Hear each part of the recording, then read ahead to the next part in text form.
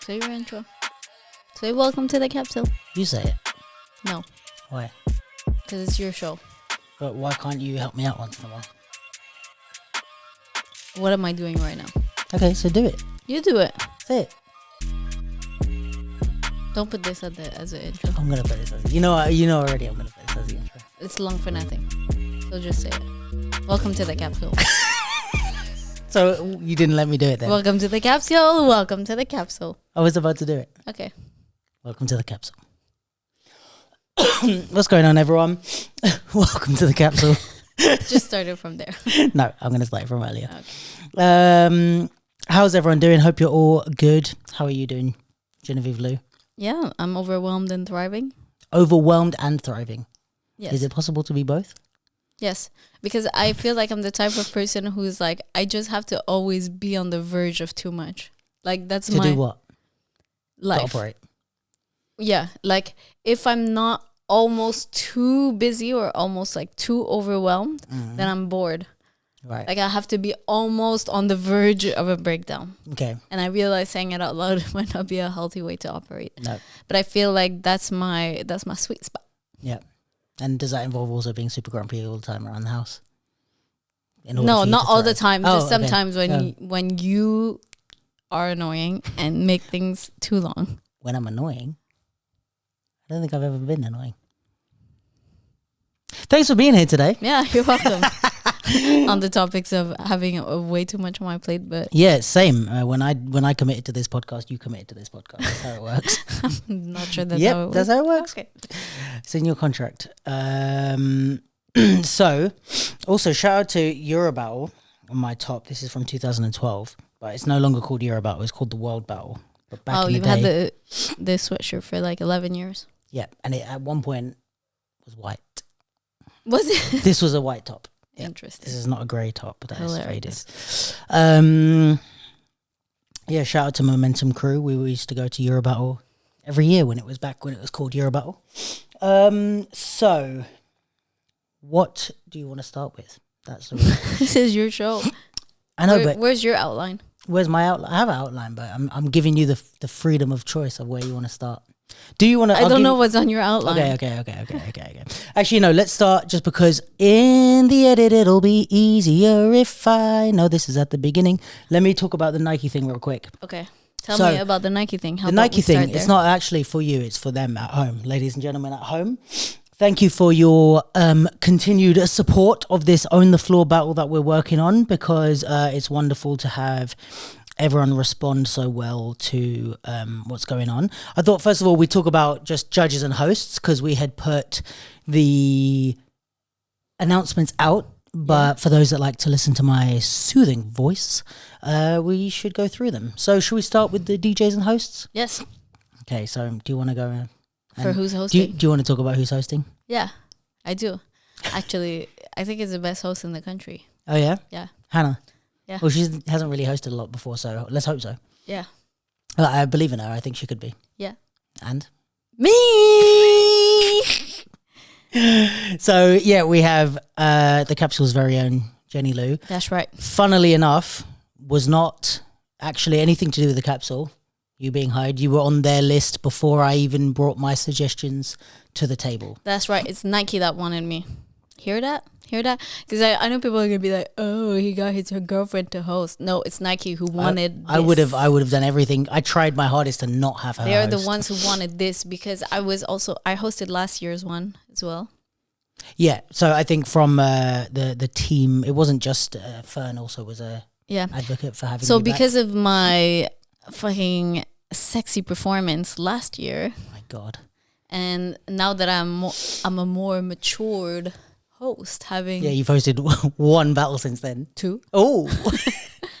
excuse you, and many podcast sisters. Yeah, So so you're welcome. yeah, so they wanted the BGE back. Okay, the big Jenny energy. Yeah, everyone has been craving it. Oh, right. I wouldn't go So- that far. Give the people what they want.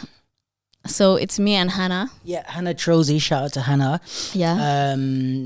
I don't know how much, I don't know if she's ever hosted before or like, I don't know what she's hosted if she has, but I had such a random Flash. Yeah, I just had like a urge that I was like, because we were thinking, okay, who's gonna like create the right vibe? Who's gonna be something that, like the hosts and the judges, of course, but definitely the hosts like set the event apart from other events because they really like that's the tone and the vibe of the event comes from the host. So I was like, I really want people that are like a bit different and don't host a lot. But have great energy. And that are going to like create a nice vibe and stuff like that. And we were just going through different people and I was like, also there's not that many hosts in the UK, and the ones that do exist have hosted a lot of different stuff. So it's kind of like trying to not make every event feel the same. We're trying to look at like different people that we can, also just for me, it's like to give other people a chance to do different stuff. You know, it's like we often talk about, you know, it being hard to break into different industries or whatever. So it's like, all right, well, if I have a chance to where I can give people different like opportunities. Yeah, it's not, I don't want to say opportunity like, oh, I'm giving you the opportunity, but it's just like, you know, if I can, like, if I see something in Hannah that maybe she hasn't thought of or she hasn't really put herself forward, and I'm like, oh, I think she'd be a sick host. She's been on the pod before, really confident talker, really great energy, funny person. Yeah, and I get on with her. She's a real really well. bubbly girl. Yeah. And so it was kind of like, I was like, all right, well, maybe I'll offer it to her. I said to the team when I brought her up, I was like, she might say no to this. I don't know. But like, I just have a feeling it will be sick. So we put her forward to work with you. And I think also you two would bounce off each other really well. Yeah. Also, I'm excited to, like, obviously I've like co-hosted with Sean before. Yeah. But I'm interested also in seeing like how we're like gonna, the co-host situation. Yeah. I It's think fun. that would be cool. Yeah. So I think you two would be good host. And then so for DJs, DJ. All right, this is crazy because this is pretty much the dream lineup for me. Like, I mean, I would hope so. You curated it. No, but in terms of like availabilities and stuff like that, it's like sometimes it's hard to get who you want to get. So I was like, wouldn't it be sick if we can get these people? And pretty much, I think this is all of them said yes. So I'm gassed for that. So we kind of went back and forth on having like one DJ. I think we spoke about this in the last pod that we're gonna have 2 DJs per style when we did the AIM pod. I was just like, it would be so sick to like, have the 2 DJs, have them go back to back and like play a track each and just really like work together and build that vibe. Because if one of them is sick, like imagine the 2 of them like working together. Is it like, let's say hip hop grill? Hip hop grill and drone. Yeah. Like, is it one person would play a hip hop track and the other person would play? Well, that's kind of like up to them to curate how they do it. Because it could end up being 2 hip hop tracks. Like, but they're going to communicate. They're going to work together. Right. So it's not like they just randomly like, oh, I didn't know you. They're going to say like, okay, now you play this type of thing and work together on how to build it. Obviously, with like hip hop, drill, and grime, it's like different categories. Afro and dancehall is 2. So it's like, they have to work on like how they. Which is going to be interesting. Also, like I think musically, to like, you know, in a way to build like set a tone. Like where I don't think that in battles it happens very regularly that there's more than one DJ per category.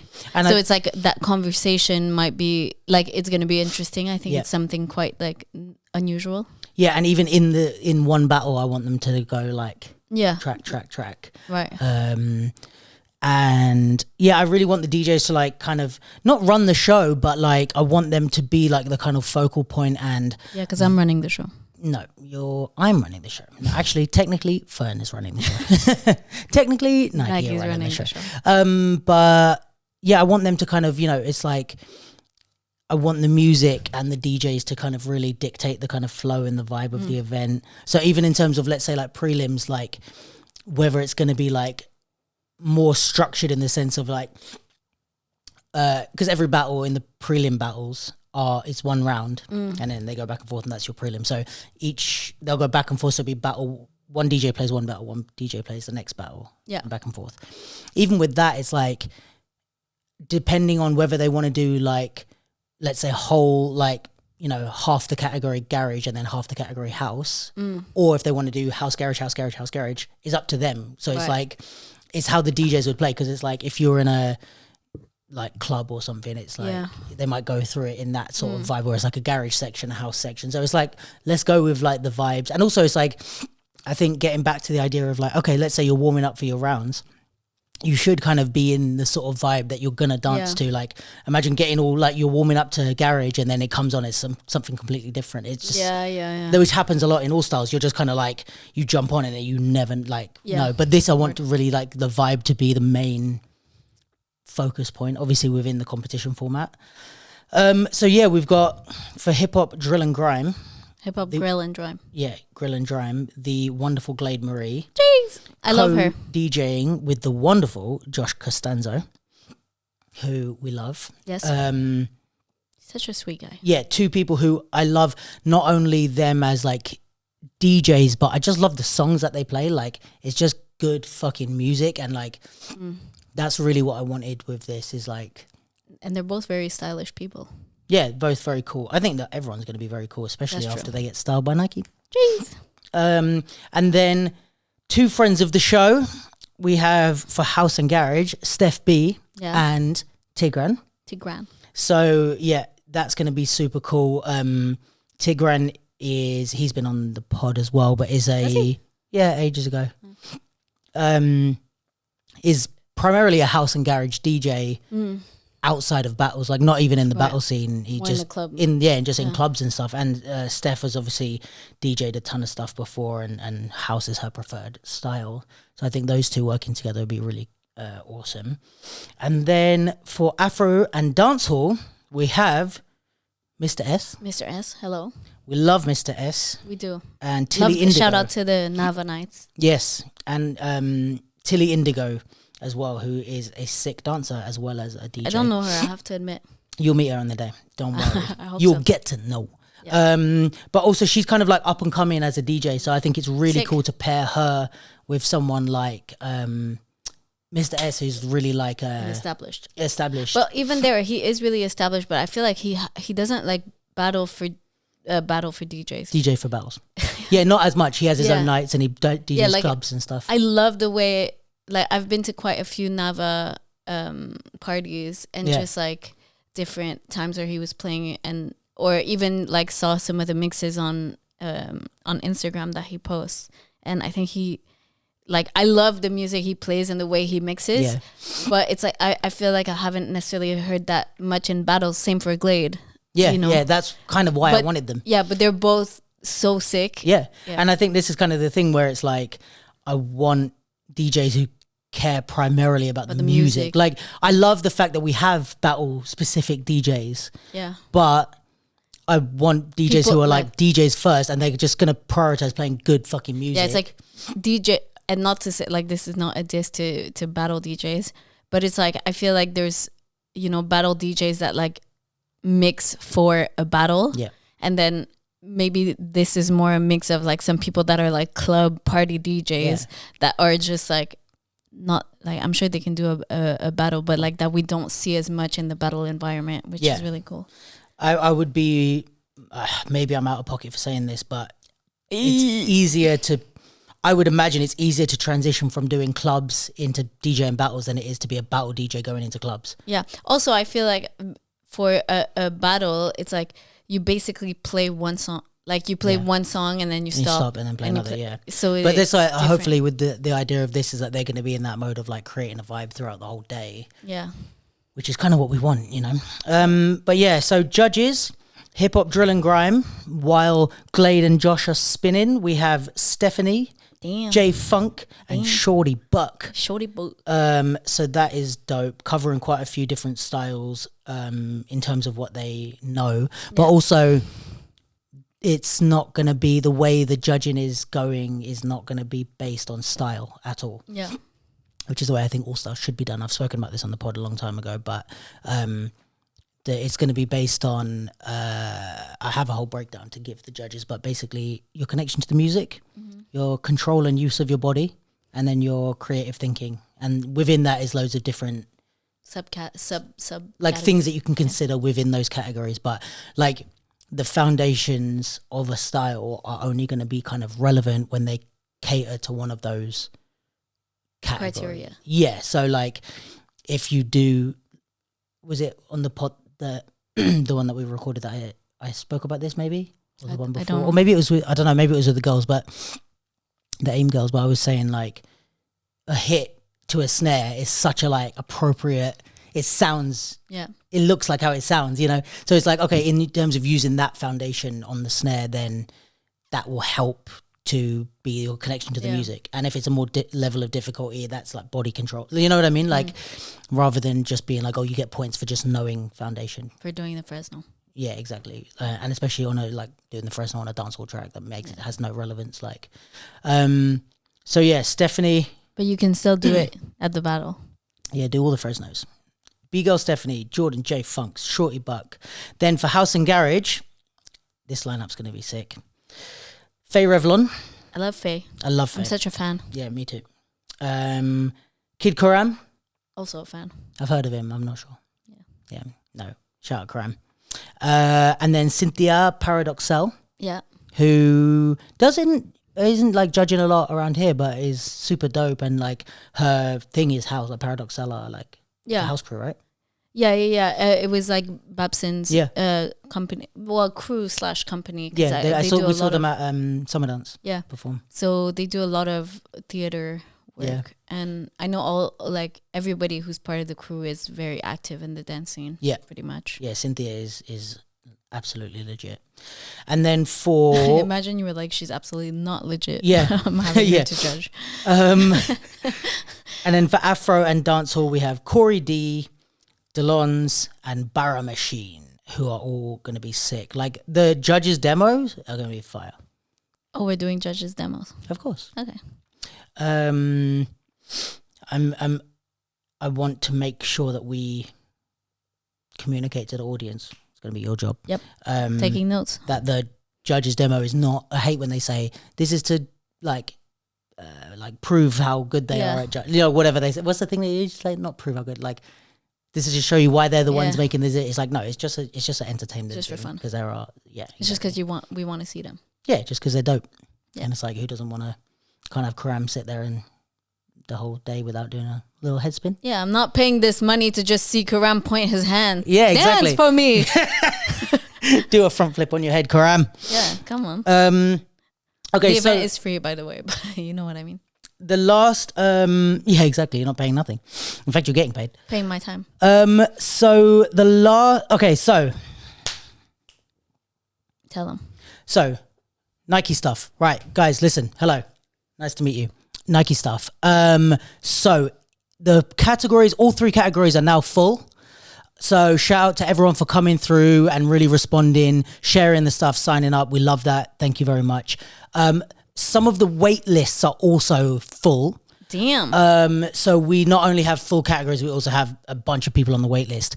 If you are signed up or you know anyone that's signed up for the actual battles that got in and got their place, but if you're not going to be able to make it or you change your mind or anything like that, please, if that's you, cancel your spot on the actual thing. Like go and send the email or whatever you need to do to cancel that spot so that we can give those spots to the people who are in the waiting list.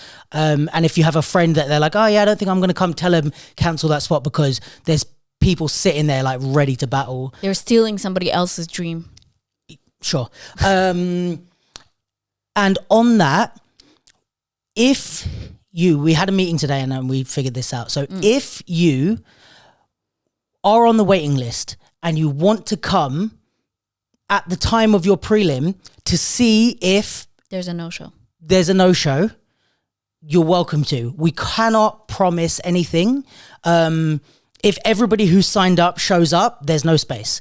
If people don't show up by the time the registration is closed and the prelims are like in between that slot when the registration closes and the prelim starts, if you're there, they haven't signed up, we have no communication that they're coming, and we're gonna give spots to the people in the wait list. So that is to say two things. One, if you want to come, obviously the timings are on wherever you signed up for the wait list, the timings are on there. So hip hop, drill and grime, I think it's on there. It starts at 10 or whatever, but go and check all the times to be sure. But if you are participating and you have a spot and you are coming, you have to be on time. This is not one of those events where you can be like, oh yeah, it's a dance event, it's going to run late. Believe me, it will not run late. It will run bang on time. I promise you that. This is the corporate world, baby. Yeah, and shout out to Fern. Check out, well, she's about to launch her page actually. I don't know if it's on there. But shout out to Fern, who is working on the team. Yeah, she's working on the team on more of the logistics side and the run of show and stuff. And she is going to make sure this show is watertight. So she's going to make sure that if you're late, you lose. Yeah. So no, you won't even be in the battle. So guys, if you're going to be doing the registration, make sure you sign up. Make sure you get there for the time that you need to be there. If you want to show up, if you're on the waiting list, you want to show up just in case, and only if you're on the waiting list. If the waiting list is closed or full and you are not on it and you show up, there's almost no chance that you're going to get in it, unless the chances you're just going to watch the prelim. Yeah. On that note, watching prelims. So a few people messaged me and said when they went to sign up, they're like, oh, it says 8 p.m. on here. I thought it started at 10. Okay, here's what's going on. The prelims are all day from 10 until about 6, okay? In that time, we're going to do prelims and top 16s. Then the shop is going to close completely. The whole of Nike Town is going to be shut down. Everyone has to go outside. They're going to come in and reset the store for the battle. And then it's going to reopen at 8 for the main show. The spectator tickets, which are out now, are for the 8 p.m. show. So first of all, if you want to come and watch the evening show, if you have friends, family, please sign up for a ticket as soon as you can. Because again, once those are gone, they're gone. It's gone. Yeah. So that's the first thing. Second thing is, if you want to come during the day to watch the prelims, we can't tell you can't come. The shop is open as normal. Okay. So it's not a case of there's no tickets for the prelims during the day because Nike Town is open as normal and people are going to be coming and going and shopping. So the prelims will be running throughout the day. So if you want to pop in and check out the prelims, you're more than welcome, but there's no tickets. And yeah, that's it. I think that's everything on that. That makes sense. So check out the link in our bio for spectator tickets. I think all the waiting lists are full, but you can check anyway. And just sign up as quickly as possible to get that stuff because you saw how quickly the categories went. So exciting. I'm nervous. Looking forward to seeing everyone there. It's going to be big. Yeah, it is going to be big. The more conversations we have, the more I'm like, wow. I'm pretty sure that's it on Nike stuff. Cool. Where would you like to go next? I don't know what's on your outline. What's on your outline? I don't have an outline. Well, I wanted to shout out the mentees. Okay. The capsule mentees that we have. So where are they? Here they are. So we took on 12 mentees recently, which I'm super gassed about, and they're all sick. So we are doing a mentorship in partnership with the University of East London, and as part of that we took on these 12 mentees who we're going to be working with over the next 6 months. So if you have any opportunities for them to work or for us to collaborate and for you to kind of offer something for them to kind of get experience or work with you, I can vouch for all 12 of these people, and I'm like kind of helping them along the way with everything they do. And this is for dance and media production. Dance and media, so filming, photography, they've got it all, journalism. So yeah, I'll read out the list of who we've got. We've got Lizzie, Sparky, aka Michael. Sparky. Brandon, Sophie, Aiden, Anya, Kiwi, Carola. I'm not Italian, so I cannot pronounce that. Toyota. Carola. This is a whole Charlie de Placido all over again, isn't it? Corolla. Toyota Corolla. Yeah. I don't even know if it rhymes with that. Bethan, Naomi, Levan, and Webby. So, did you tell Bethan about her dance name that I found for her? No. Do you remember what it is? No. Crystal Beth. That's her battle name? Yeah. Crystal Beth. I like that. I don't even remember you saying that. Really? Yeah. That just shows you never listen to me. That's true. That's right. Shout out to Crystal Beth. On the next topic, because the last topic is a chunky one. Oh. You know what it is. I'm a chunky one. Okay. Well, WDSF. So, quick update, and I'm not going to go into too many details because it's complicated. Don't know them. Because you need a PhD to understand. Don't understand them. So I'll give you guys the update of as much as I can. So basically, there's two in all these WDSF things that have been happening, all these competitions, etc. The long story short is there's two sets of rankings. One of those two is related to the Olympics, and that's what we are all focused on, holding our breath to hear about. So those lists, those rankings, they've decided the top 40 people from those lists. For the Olympics. For the Olympics. So minus, I believe, don't quote me on this, I believe minus 6 people who have been already won. So Phil Wizard. Yeah, because I saw a post that he was like qualified for the Olympics. Yeah, I think Phil Wizard and Sunny was in the Pan American Games. I think Sunny or Sunny? No, Big L Sunny with a Y. I don't know. You don't know. I know. Yeah. And then there's like, for example, Danny Dan, Nika. Who else that's qualified already? But yeah, these people that have already won these competitions, they're already in the Olympics. Okay. India, I think, is already in the her and Danny won in wherever that was. So now everyone that's left, they've got the top 40. Out of that top 40 in B-boys and B-girls, next year, I believe, it's not December. So next year, they have 2 more competitions, which is the OQS competitions. OQS? Yeah, Olympic Qualification System, I think. So 2 competitions, one in Shanghai, one in Budapest. Okay. Across 2 competitions only, the top 10 go to the Olympics. So then that's it. So no pressure, guys. And then that's it. And then we have our top 16 for the Olympics. Top 60. 16. But you said 40. Yeah. How many did I say qualify? 10. Plus how many did I say you're already in? 60. 6. For 6? Oh. For 6. So I'm girl mathing. Yeah. You're like, what?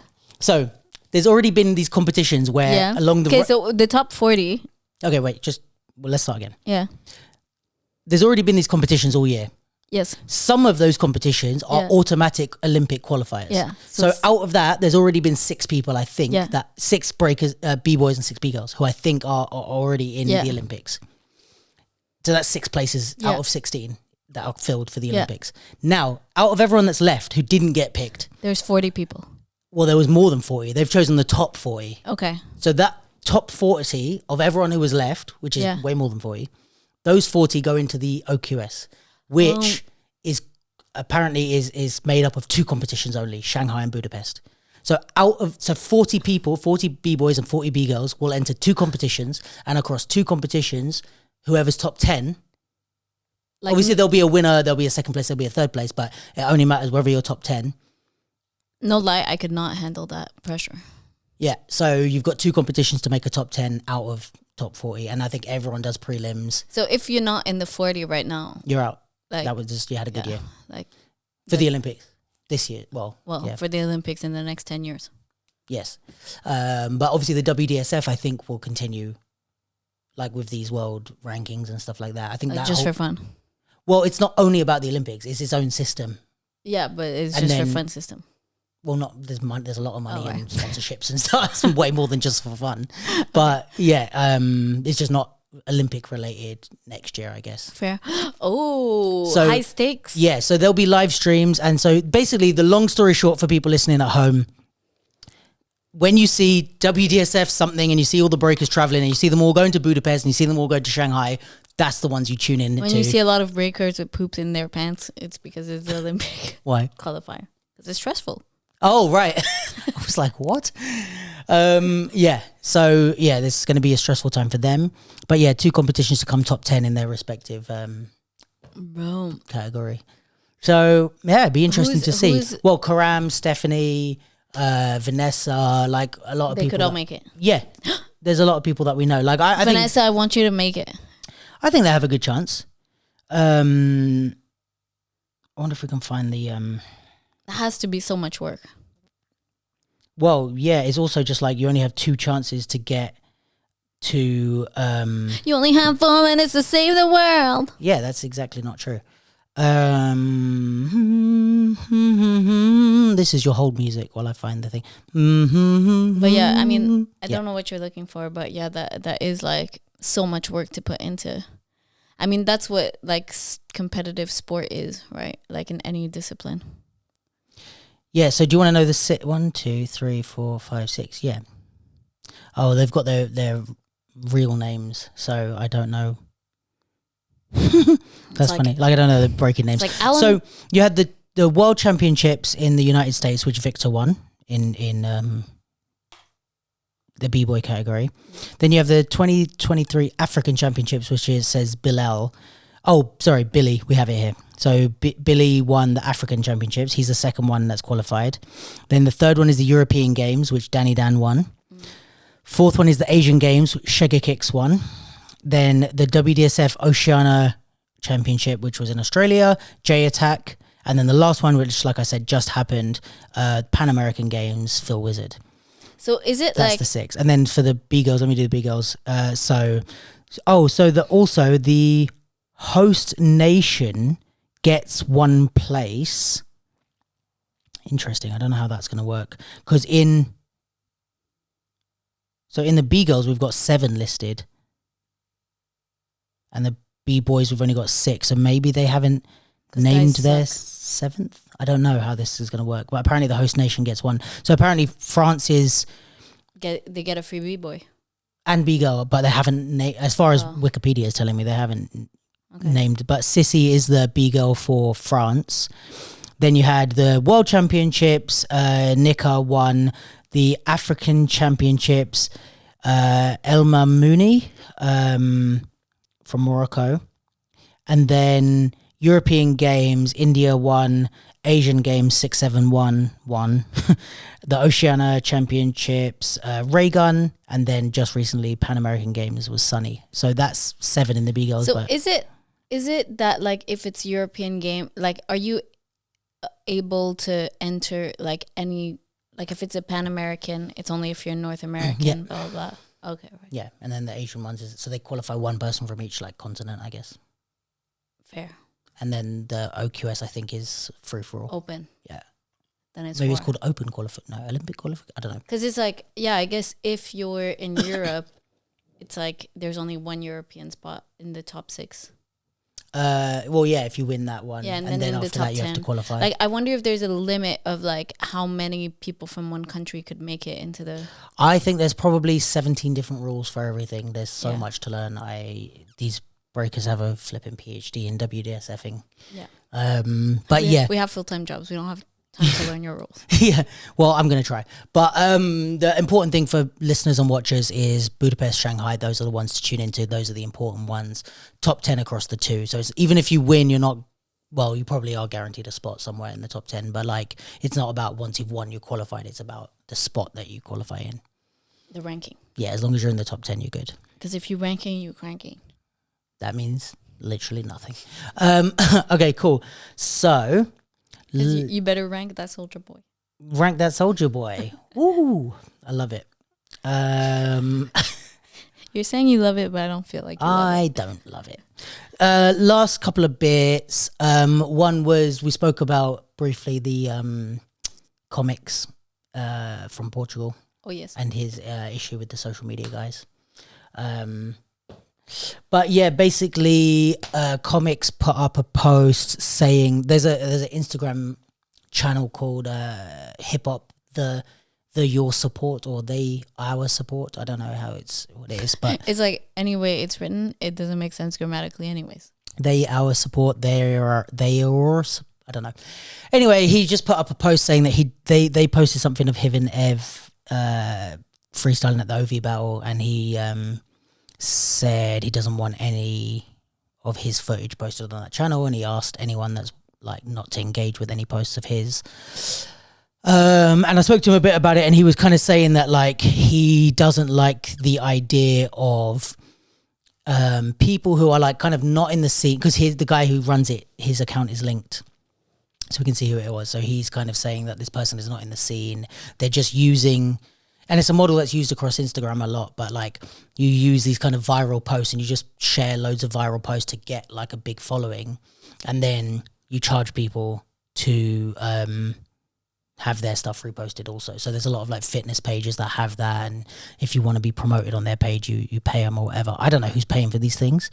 Guys, if you're paying to get your dance rounds shared, please don't do that. It's not a smart move and it's a waste of money. And if you're paying for followers also, that's the same thing, but probably worse. But yeah, so I don't have proof of, this is all allegedly. So allegedly this person is doing that. And yeah, Comics just doesn't kind of like the idea of his stuff being used in that way. And I kind of spoke to him about, you know, obviously like I Love This Dance, or even the capsule of like things that we do where we would share stuff, or I Love This Dance would share stuff, or things that they would do of like, you know, us filming at events and stuff like that. And he was saying, you know, he feels like that's quite different because if we're hired to film at the event, people know that events are being filmed and their stuff is going to be shared, and that's part of it. But also it's like, it's different, someone kind of within the community who's also doing things in the community, using the footage and sharing it, especially if it's stuff, he said he doesn't have as much of an issue if it's already on his page, because it's like, all right, I've put that round out. But like the one that they posted of Evian was actually from AIM's Insta story. Like the person like saw it. I don't know how they're following all these people. Screen recorded it and then posted it on their feed. And it's like, yeah, I don't know. It's just a bit, there's technically like there's no rule against it, and it's not like illegal or anything like that. You don't necessarily need consent to, like if the round is public somewhere, you don't legally need consent. But I also get from an artist standpoint of being like, or if I also have a following, I'm going to speak up and be like, don't engage with this stuff. And I think also the thing that was annoying for Comics was in the past, and he posted about this, that there was a round that this person shared before. He asked them, hey, would you mind taking that down? And they just read his message and ignored him, which is kind of also a bit like, all right, like at least if you're using these people, you know what I mean? It's like, Yeah. I think I understand from like this random person's standpoint. It's like you see an opportunity to exploit social media in a way that can benefit you. Like, you know, you kind of not find a crack in the system, but you're like, oh, I can do this thing with not that much effort. And like, you don't have to show up anywhere. You don't have to film a content for yourself because everybody has a camera on them. It's like, you can just take what other people capture and like, I know there's like loads of, like especially in the dance scene, you know, a lot of girls have these like lingerie photo shoots as part of their portfolio. I know a lot of girls that have had their stuff like shared on like World's Sexiest Girls or something, and they'll tag them and stuff. And it's just like most girls I know like that I've seen it, they haven't had a problem with it like Comics had. They're just kind of like, oh, Sexiest Girl sounds familiar. You've been on it. Okay, me too. I'm the main page. You're the account holder. No, definitely not. But yeah, so they use that. They're like, okay, I'm just going to look for pictures of hot girls, share it. Obviously, everyone's going to follow me. And then these like young Instagram models are going to be like, oh, can you share? You know, you've got 200,000 followers.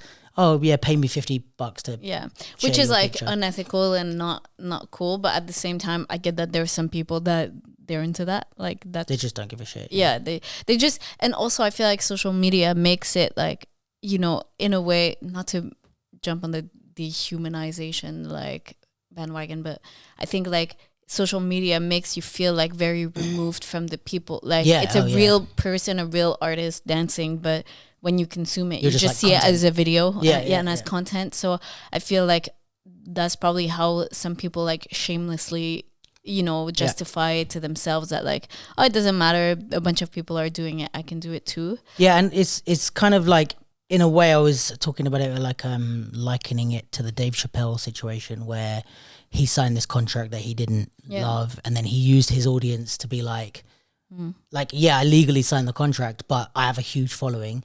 Don't go and stream my show until they give me more money, which is like, it's that's a whole topic in itself. You can do when you're a Dave Chappelle level. Yeah, but it's also kind of like, it is not dirty play, but it's a little bit like, oh, you're being also a bit sneaky with how you're doing things, because legally that's the contract. But I think the justification is that these execs do the same sort of thing all the time, so you're just getting them back. But it is an interesting thing. But yeah, Shower Comics, hope to have him on the pod one day. Lovely guy. And we hope the guy takes it down. Yeah, I mean, I think they've made the account private now. Right. I don't know if it's because of that. Let me check if it's still private. It was last time I checked. Let me type in this thing that makes no sense. Hip Hop, the Your Support. Oh no, it's back open.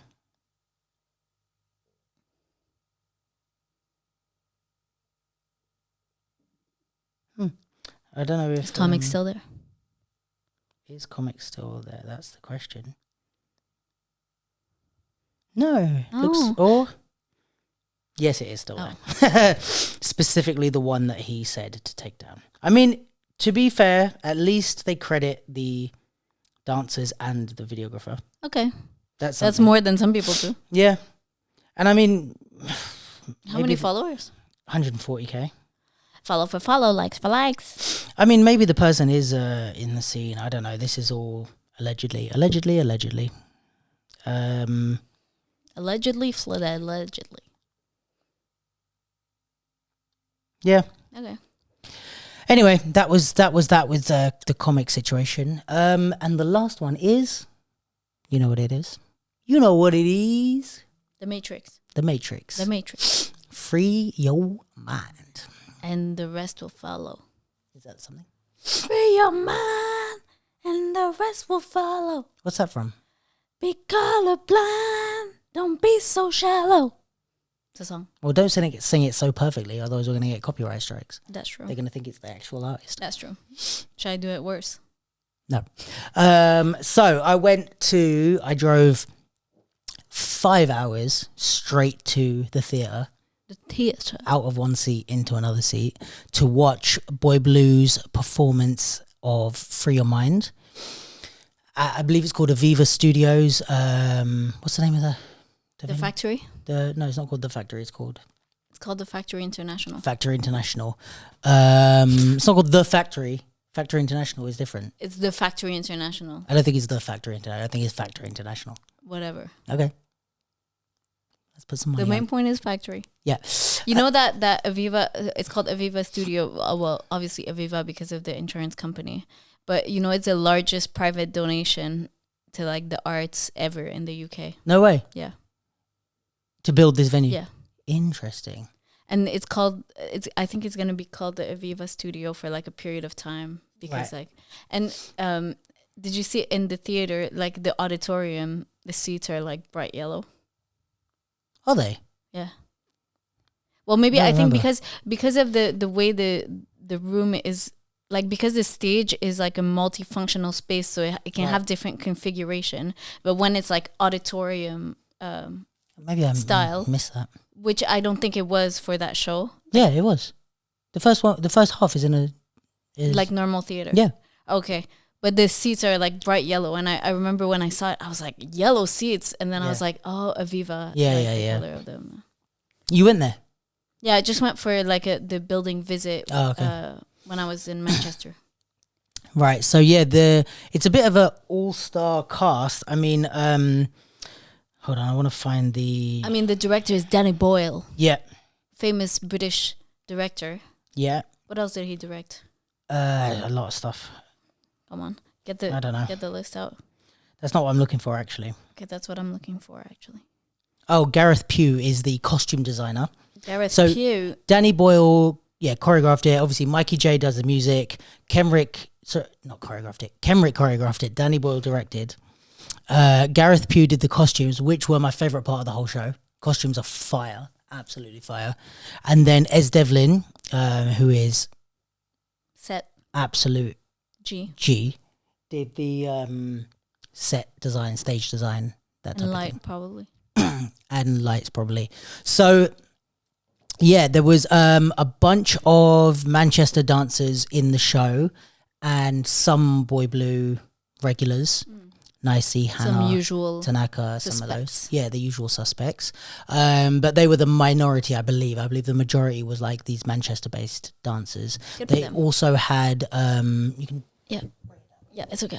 I'll bring myself up. They also had some like volunteers from Manchester who were doing like different, like kind of not in the show, but they were like, you know, like have you seen The Matrix? Yes. Okay. You remember it? No. Yes. Oh, okay. You know the like follow the white rabbit thing? Yeah. They had all like big white rabbit heads and like this type of thing. Like they were just kind of characters like roaming around doing stuff, and which was quite cool. So yeah, the show was in 2 halves. It's finished now. They had a 3-week run, I want to say. But yeah, it's finished now. And they had 2 halves. The first half was in this auditorium. And also, I must say, before I give any opinions on the show, the performance I went to see was like called a relaxed performance.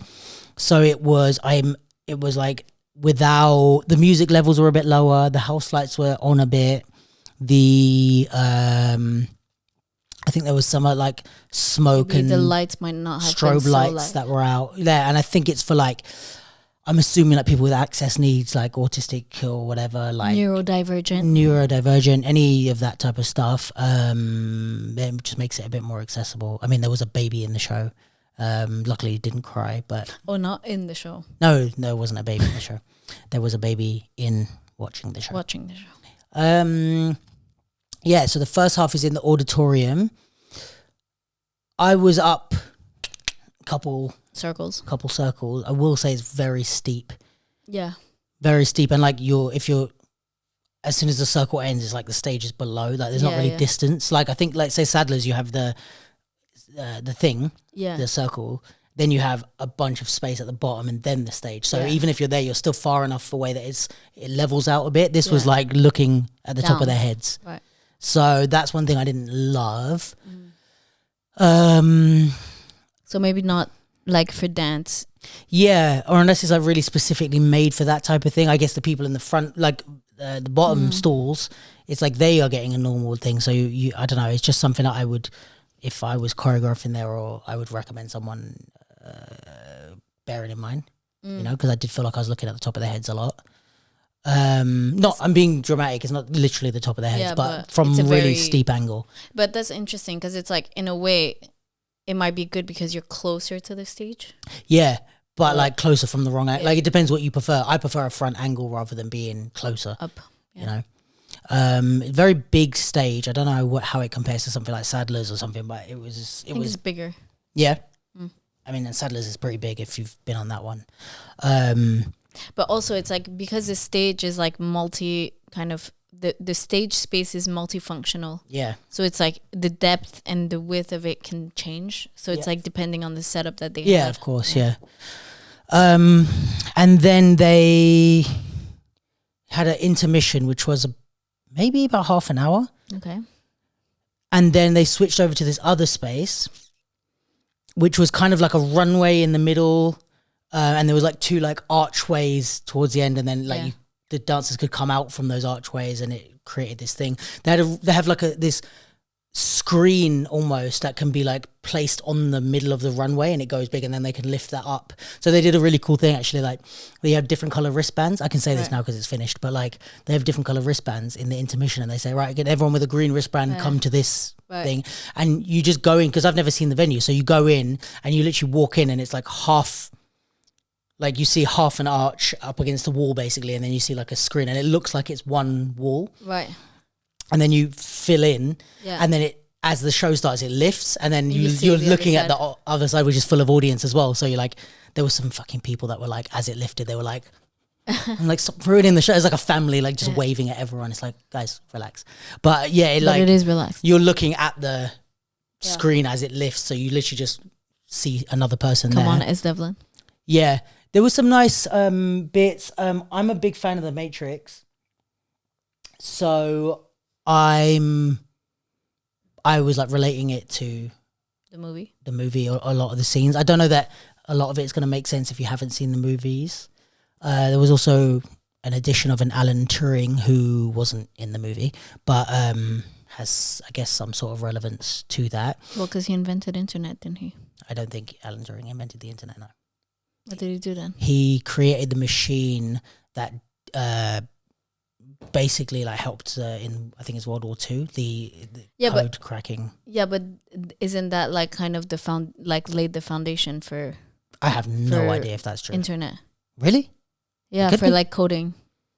Oh, right, in that way, right. Yeah, like I thought you meant actually like create the internet. No, I think he's like kind of credited as like the grandfather of internet. That makes more sense. Okay, fair enough. I was like, I'm sure he was way before the internet. Yeah, but kind of like the work that he did. Yeah, I hear that. For that, laid the foundation to create the internet, right?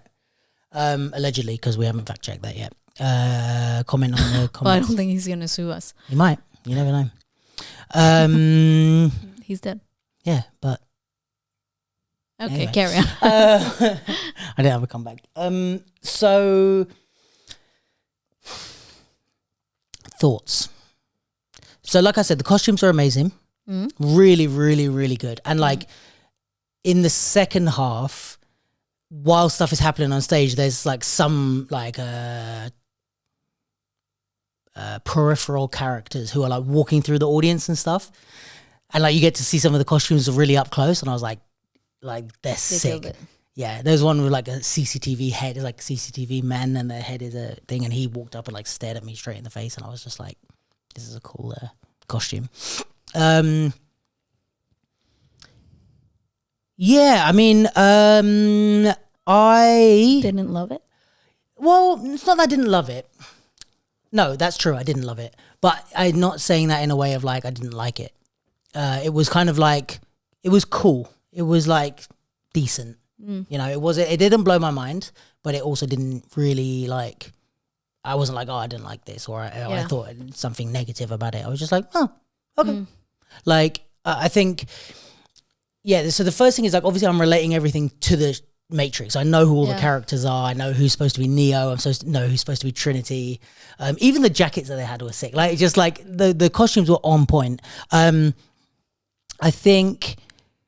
There was obviously like, there's a lot of like fighting in the Matrix, and they recreated a lot of the fight scenes. That would maybe be one of my first criticisms is like the fight scenes. I mean, fight scenes are hard anyway, like even for movies. It's like, that's why in movies there's so much, like if you watch the Bourne movies, they have a lot of like shaky camera, quick cuts. And I mean, Marvel got criticized for it as well, of doing these like super quick cuts. And the reason is because if the actors aren't that good at fight choreography, the more you cut, the more you don't really see what's going on. Now on a stage, you see everything. So unless you're like, I mean, how much like Keanu... Unless you're like a stunt actor. Yeah, like if you watch John Wick, Keanu Reeves like trained his ass off, and because he trained his ass off to do these things, you can have like these that's what makes John Wick so good, and other shows like the movies like The Raid and stuff. What does John Wick and The Matrix have in common? Me, Keanu Reeves. Yeah, but like, I mean, he was also good in The Matrix with the stunt choreography, but like, they can have these long takes where he's doing all the stuff, and you're like, whoa, he's actually sick at this stuff because it's crazy good and it looks real. I think some of the fight scenes I was like... Not buying into it. Yeah, well, yeah, obviously it's dance, but it wasn't dancey enough to make me forget that it was very just like fight choreography, which like the punches and stuff is like on a stage, if I like miss your face and then you go, ugh, and like fall, it's very obvious that I didn't punch you in the face, which of course like you don't want someone to be punched in the face, but I would have liked a little bit more like... I don't know, either go more artistic with the fights so it's not supposed to look so like it's either make it more dancey, dance or make it more fight, or more like stunt fight. good stunt fight, which is obviously the harder option, but you're depending on what you want to do with it. So some of those I was a bit like it was okay, but again like didn't blow my mind because it was a bit like that. Was it following the narrative of the movie or somewhat? Okay. Yeah, like I didn't quite know exactly. I wasn't like in it narratively, like I know exactly what part, but like the scenes were like, oh, I know what this scene is supposed to be. I know what this scene is supposed to be. Some of them I liked how they interpreted it. Some of them I didn't. In the first half, there was a scene where I think my interpretation of it was when, do you remember when he wakes up in the Matrix and he's like in that, the bath thing and he has the white, like whatever. They had this thing which they hung these like, almost like they're not stockings, but kind of like stockings from the ceiling, and then they were like in it with like kind of just their legs sticking out, so they were like moving. I think I've seen pictures of it. Yeah. And like they kind of could walk across the stage, but they were all attached to the top. So even when they changed position, they all kind of got twisted up and created different shapes and stuff. I was like, that's a really good interpretation of that sort of idea, and it's them like kind of moving around and trying to like break out kind of thing. So that was kind of cool. And then there was some parts that I just wasn't really sure what was going on, because maybe it was a bit too abstract, and it was like, I know this is some sort of like fight scene, but I'm not quite sure. Also, I guess it can take some creative license as well to like kind of have of course. But just in terms of like how much I was able to hang on to the narrative, it was more the scenes that I could see. There was like the one scene that I did like, if the white goo stuff was a good interpretation. The one I wasn't in love with was they did, you know, the bit where he stops the bullets. Yeah. They used, that was in the second half, so it had this long screen, and they did this thing where they shot, and like along the screen came like, you know, the green writing that like the Matrix is famous for. So like as they shot, it became like, and like did the green writing kind of went along the screen towards Neo. Yeah. And I didn't love that specifically, because I was like, all right. And it was, I don't know, I would have made it a bit faster. Like it was it was like slow motion from the beginning. Like I would have made it shoot and then slow-mo just before it gets to him or whatever. Anyway, but that's kind of how it is in the movie. It's slow-mo and he's like thinking and like, oh, what's going on? And yeah, I just wasn't in love with how they sold the like stopping the bullets and dropping them kind of thing. The acting on that I wasn't in love with. Because they kind of made it a bit like, I don't know, I'm just being a perfectionist in terms of the movie and stuff. It was like he was holding back like a big wall of bullets, and it's like, that's not how he does it in the movie. He does it in a very like, it's almost like a moment where he's like, oh fuck, I can do this. And he like drops it. It's not like it's effort for him, and that's what's the thing. And I think for me, like that was like the biggest moment in the movie, like when he because that's when he realizes he's the one and he can dictate the rules of this universe. So I was like, damn, I was kind of hoping I would love that moment more than some of the other moments. I want to rewatch it now. The Matrix, so good. But it's also like, I don't know how good the special effects are now, but but it's a cult movie. Yeah, I had that on VHS like when it came out, like 99, I think it came out. So I was like 10. Saturday night we're watching it. Okay. So there's that, and then like the Trinity scene where she beats up the cops. You know, when she's like standing with her back to them, and then they all come in and they're pointing the guns, and then she does that. So that was another fight scene where I was like, I get it, but obviously the fight scene in the movie is so iconic, and the more, this is kind of the thing with art, is like the more you try and mirror something exactly, the more we're going to compare it. If you go artistic, then we're not going to compare it because it's not supposed to be that. But where this was like so bang on, it's like, I'm looking for those like the punches to connect, and you know what I mean? Yeah. Also, it's so different, or it's like challenging when you have like such a strong reference point. Yeah, and also you're dancers, you're not stunt. Yeah, like, but also it's like people. You know, if you go see a show that you don't have, like, you know, if you go see a show that's just created as a show, like you don't have a reference. That's what I'm saying. Yeah, like something. It's an adaptation of something, so it's like you always kind of check back to the original thing to say, how is it compared to that? So it's also like more not more chances to hit and miss, but or even like, you know, like with the like some of the Zoo Nation stuff, which is like based on something, but they take such artistic license with it. You're not like, oh well, that's not how Little Red Riding Hood did it. You're just like, oh, this is obviously the hip hop fun version, so let them do their thing. Whereas this was very like, you're trying to recreate Matrix scenes, I think, in a lot of it. But did you enjoy it as an experience of like kind of more like immersive multi? Yeah, I thought I did enjoy it in that way. Like I think definitely like shout out to the dancers in a way, because like those Manchester dancers, it's a big cast too, no? It's a big cast, and those Manchester dancers, like some of them haven't done a big show like that before. And they're keeping up with these like Boy Blue heavyweights who not only have done shows like that before, but have worked with Kenrick before. So it's not to be underestimated, the fact that if you haven't been in this sort of production, like showing up for rehearsals, these long days, like doing like, I think it's like 8 shows a week or something like that, 7 shows a week. It's like they have Mondays off and every other day they're working. But it's like, that's not easy if you've never done it before. Yeah. Plus, if it's a choreographer you've never worked with, like it's a lot to do. So That's dope that they managed to kind of keep up, anywhere near those guys. I wouldn't be able to. Yeah, but I think it's so cool, and I think also it's interesting. Like I haven't seen the show, but I have not a theory. It's not a theory, but I think like more and more these kind of like immersive theater experiences are becoming like more how people want to experience theater. 100%. You know, I think that especially post-pandemic, the way that we consume culture and content and entertainment has changed.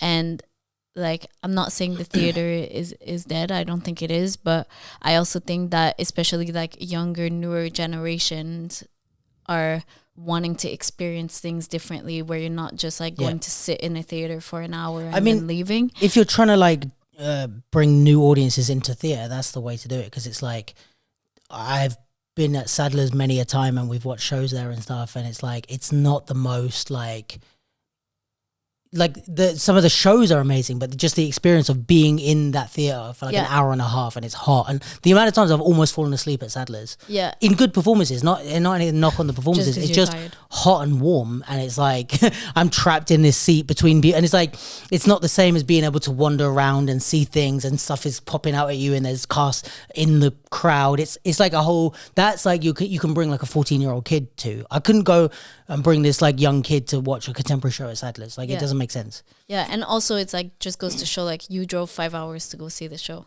Yeah, well, like me personally, it's different because I know, but do it for the pod.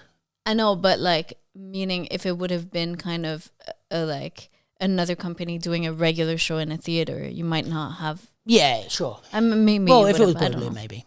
Oh, so you just love Boy Blue like that? I do love Boy Blue. So, but yeah, I think it's really dope for like, you know, for that experience. And I think like as there are more of these productions and like more of, because also you need a very specific kind of venue that's able to host these and like technically accommodate transforming the space, having like all these different setups. That was one good thing, like this really showed off the venue. Yeah. I mean, it was like this show is opening the venue. Yeah. But yeah, so I think it's like those kinds of performance are at a new, like obviously there's really good ones out there, but I think they're still like new in the way that we're approaching these experiences, and they're still developing. And I think it's so dope to have, you know, of course Boy Blue have done a lot over the past like 20 years, but I think as much as they've done like a lot of community work and like grassroots stuff and, you know, have their own theater production, I think this is like another level of like even of the kind of, not people that they work with, but it's like another level of production. Right. In what way?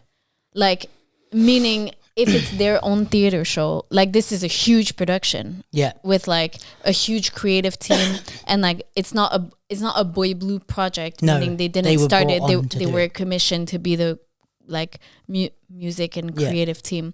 But that's what I'm saying. It's sick that it's like people from the hip hop community. That are brought to like this scale. Yeah, because that could easily be a contemporary show. Yeah, that could easily be contemporary or like, you know, whatever. But or I'm just happy. Like I think it's dope that Boy Blue are the ones that are, you know, doing it, and I think it also like pushes their name even more on like an kind of an international like. And dope that like they use dancers from the city. I think that's not done enough. Yeah, but I think more and more also with the like consciousness of the art sector and the environment, I think there's like also more of an inclination to work with like local communities rather than like travel everybody over from somewhere. And especially as the scene grows, like it used to be, I think there was more of a scene, especially in the hip hop world, like around the country. Yeah. And then I think it became way more London based, but I think it's starting to expand now. Yeah. Especially because it's way more possible to do everything from your own city, like, you know, with Zoom and all that. And also Boy Blue announced that their new show is going to be at the Barbican. It says 30th of April 2024. Oh, that's soon. Called Cycles. It's not a color name. Do they always do color names? Well, because it was black, white, gray, and then red. True. And then now it's like purple. But but it's circles. Cycles. Might be about bikes. Purple cycle. Circle cycles. Cycles. Yeah. Cool. Oh no, because before they had the prophecy of Prana and the 5 prophecies or something. That wasn't prophecy of yellow, green, and red. Yeah, that wasn't a color. So forget me. Okay. Yeah, so I don't know if there's anything else on the show. Like, it was cool. I think maybe the intermission was a little bit long, but I get it if you're trying to reset and showing it. Like, I think there's probably certain constraints because they had to show off the venue that if it was just a show, they might have been like, oh, we can't do it. But also it's like, okay, when you conceive something to like, okay, let's have this big, bold change and like... Yeah, and I'm not mad at having some break in the middle and not having to sit 2.5 hours without a break. But I get it that like, you know, you have this... this big like kind of bold idea to do a whole other setup, but like, there's also like technical restrictions to how long that takes. Yeah, I'm not mad at it. I just it was a bit. But we'll take your feedback. Thanks. We'll put in the suggestion box. I would have maybe had more stuff to do in between or whatever. They had a few bits where there's like some cast walking around and stuff, but yeah. But no, otherwise, the venue was really impressive. It was really cool. Looking forward to seeing what else they put on at that venue and how that affects the Manchester scene. Yeah. Because stuff like that can change a whole city's... Yeah. Like... you know, Manchester is the biggest like student city in Europe. I can tell walking around. Yeah. Yeah. Was there any follow-up on that? And I mean, you should approach them because they have a whole like culture, digital culture. Well, put me in contact then. I don't have a contact. Shout out to Factor International. Get in touch. Yeah, because we know you watch the pod every week. Yeah. Yeah, I'm trying to think if there's anything else. I think it was like good in places where I would have criticized it, but nothing like negative. But of course, we don't give negative reviews on this podcast. Well, Z Nation would beg to differ. Sting would beg to differ. But yeah, it wasn't negative, it was constructive. Sting, if you're watching, we meant it. Yeah, I don't care about what Sting has to say. I'll it again. No, but no, there wasn't like anything like too negative. There was just some ups, some downs. I think like overall it was cool, and especially like when I thought about like the amount of like Manchester dancers in there, I was a bit more forgiving with some of the like choreo stuff. I think like knowing it's not necessarily a full cast of like professional dancers. Well, yeah, like some of them are. Because you're talking about Manchester dancers like they suck. Well, no, I'm not saying like that, but they're not professional dancers. A lot of them. And they're not like they're not only are they not professional dancers, all of them, but they're also not Boy Blue dancers. And to come in and work with a new choreographer, if you're not a seasoned professional dancer, is very different. Yeah, like you can Boy Blue can put on a good show with non-professional Boy Blue dancers because they're so used to working with Ken that they're pretty sharp on his stuff. Yeah. If you want to bring in just like for example, Message in a Bottle, that cast is fantastic. That cast in Message in a Bottle could work with any choreographer and kill it. Like, but they're all very experienced professional exactly dancers. Because they're experienced professional dancers. So I think it's like to have people who are not as experienced as the rest of the cast come in with a new choreographer and immediately go straight into creation is like, yeah, that's not easy. Fair. But yeah, overall, shout out to everyone in the cast, and it was great to see everyone perform. Yeah, you're making us want to watch The Matrix again. Yeah, the show, I would say go check out the show, but it's done now, so you missed it. I almost missed it. Big shout out to Kathleen from Boy Blue, because I got sick, as you might know, and threw my back out, and then therefore missed the show that I was going to see. Too hard. I was twerking way too hard. At a dangerous speed. Dangerous levels of twerk. There was like a thing that was going, they were saying, it's going to blow! Yeah. And then the edges of the dial started coming loose, and then there was steam coming out your butt. Twerk meter. Yeah. So then I threw my back out, couldn't get to the show. Definitely couldn't have drove 4 or 5 hours. But Kathleen helped me out, so shout out to Kathleen. Few other last bits. the OV battle looks like it went off. They had the OV battle on the Saturday, and then the Sunday was the session. Shout out to Odd Venture, Toby, for putting that on, and there's a bunch of clips out now, so go check that out. What else happened? There was a bunch of events 2 weekends ago, which we didn't cover, but yeah, lots of winners and stuff. I was at Kids Breaking Championships, which was sick. Shout out to Andre, Paco, Kanfu and the team there. That was really, really cool event. I love being involved in that, actually. Those kids are fire. Yeah, and there's some events coming up in December. Free Your Style and Recklessly are putting on a couple of events on the same weekend, 9th and 10th of December. Free Your Style are celebrating their anniversary. Fun fight.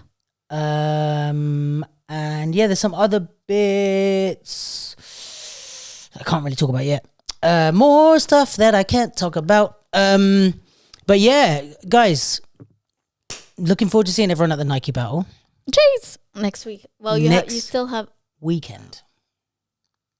Yeah, but you still have, maybe you'll have another pod coming out. Yeah, we'll do another pod next week. Yeah, but so wait until you tell them. I'm just looking forward to it. Okay.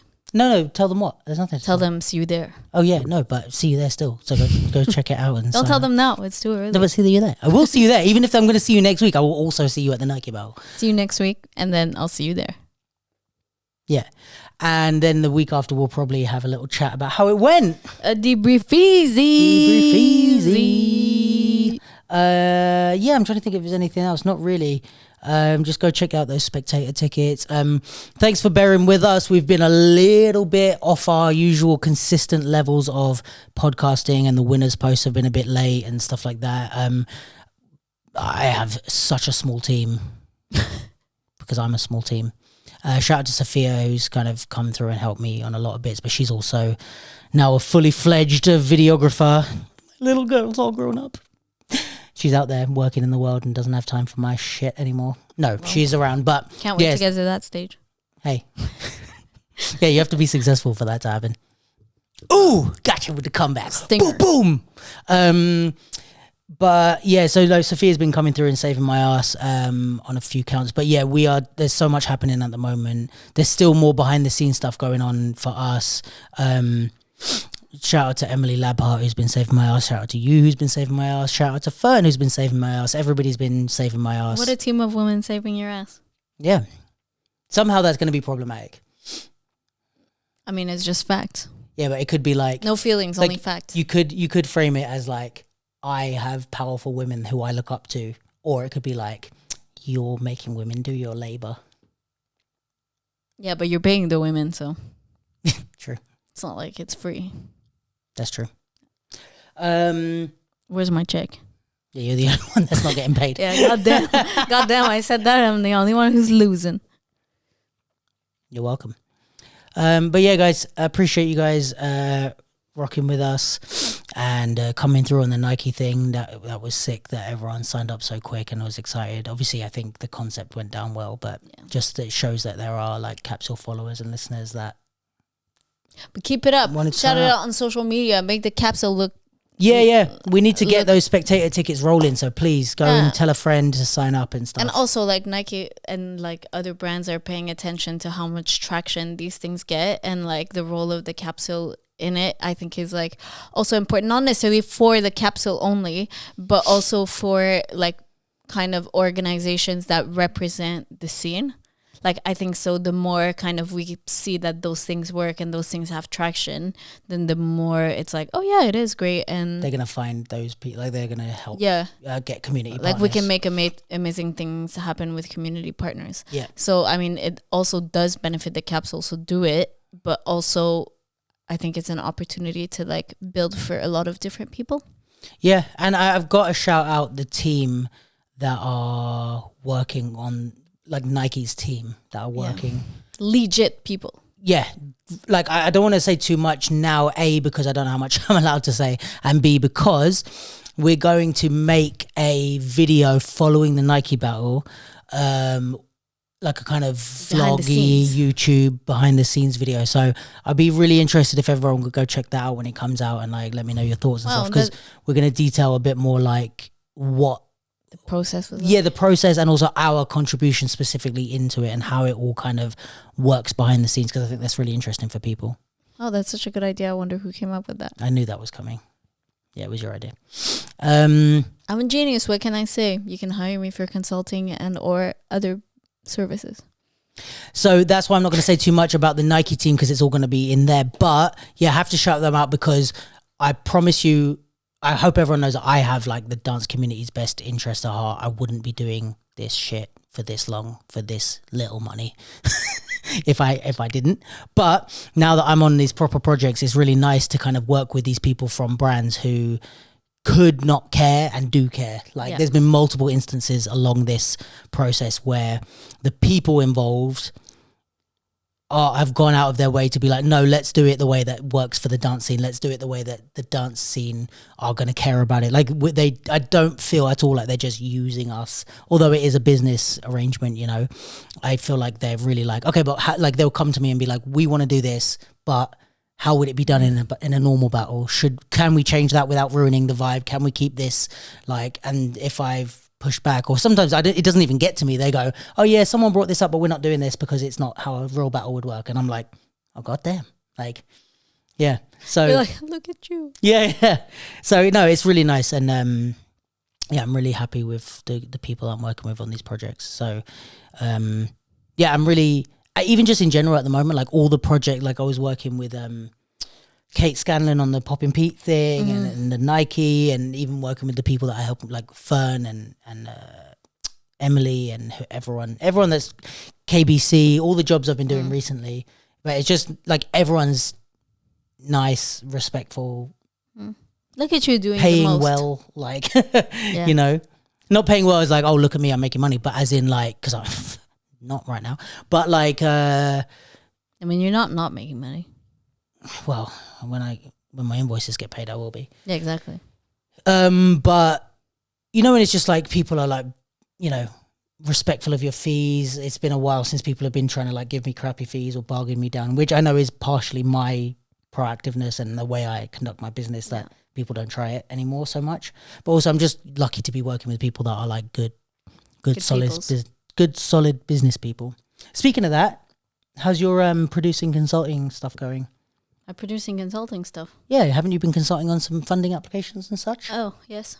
Oh, cool. Well, that's been the caps. No, yeah, I mean, I have consulted with Gabby and Ola for their application for We Grow 360, and they got their funding. So I'm happy for them for that. I also, that just happened recently, and then back this summer, I helped Joelle with an application for Shift, which is dance, like basically an DCD. Yeah, with Zoonation to support hip hop artists who are looking to develop their practice in like something else. And he got that funding because he's he's doing his PhD in performance psychology, and so he wants to apply it to street dance specifically. So it was kind of to do some training and development to like further his practice in that.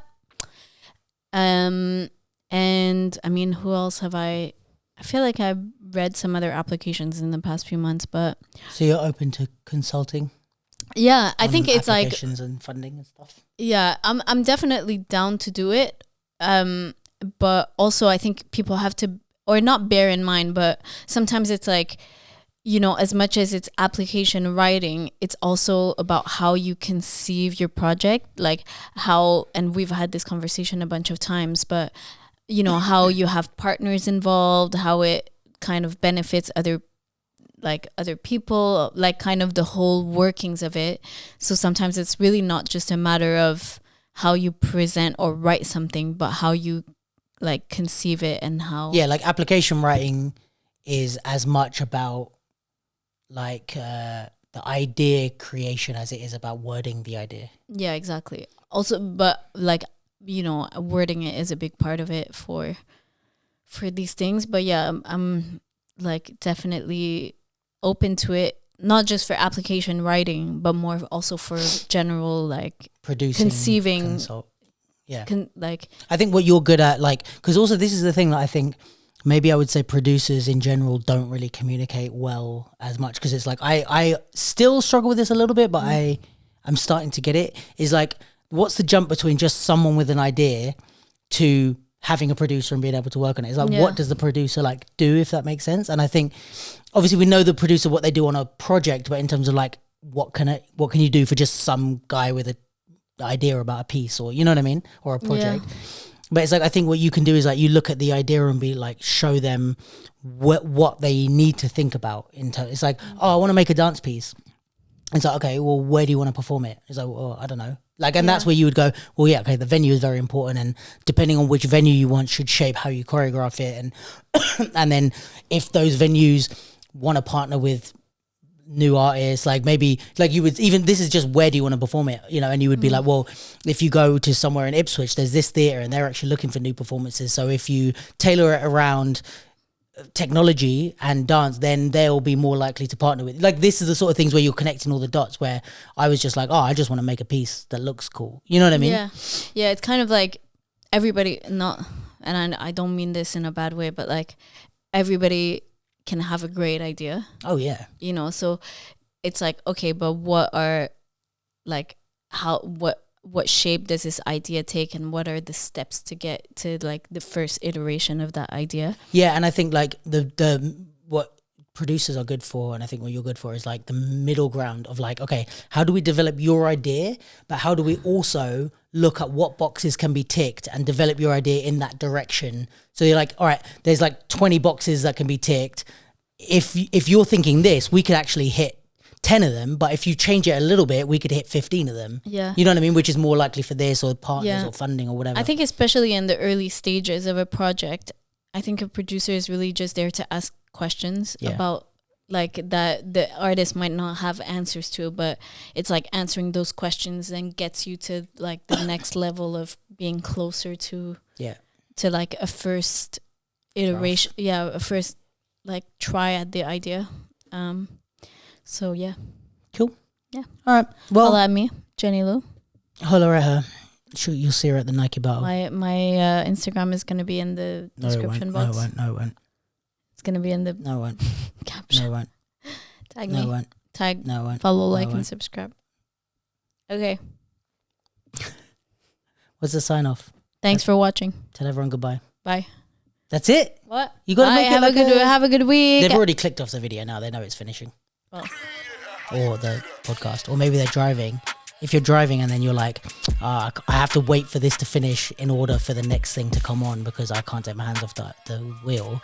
So you're probably like, I'll just get it over with and wrap it up so that we can move on. And if you're on YouTube, you've probably already clicked off the video. So this doesn't matter anymore, and it's killing my retention. Okay.